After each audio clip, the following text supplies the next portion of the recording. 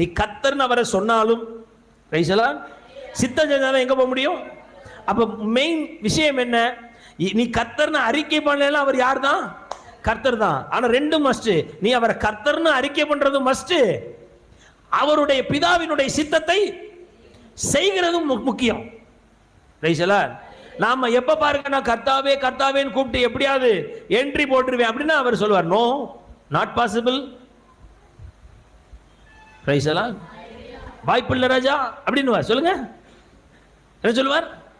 வாய்ப்புள்ள ராஜா. சிம்பிளா சொல்லுவார், ஆண்டவரே நான் உண்மை ஏற்றுக்கிட்டேன்ல. ஆமா, அப்ப என்ன நீங்க பரலோகத்தில் விடணும்ல? இருக்கட்டும், நீ என்னை ஏத்துக்கிட்டது நான் மறுதளிக்கல, நீ என்னை ஏத்துக்கலன்னு உன்னை சொல்லல, நீ என் பிதாவின் சித்தம் செஞ்சையா?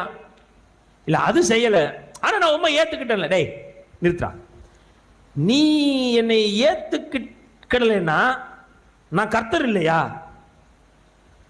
என்ன கேட்பாரு? நீ என்னை ஏத்துக்கிடாதனால நான் கர்த்தர் இல்லையா?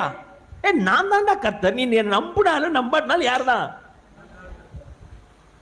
ஆனா முக்கியம், தேவனுடைய ராஜ்யத்துக்குள்ள வரணும்னா அவரை கர்த்தர்னு ஏற்றுக்கொள்ளுகிறது மாத்திரமல்ல, சித்தம் செய்யணும். வலியுறுத்தி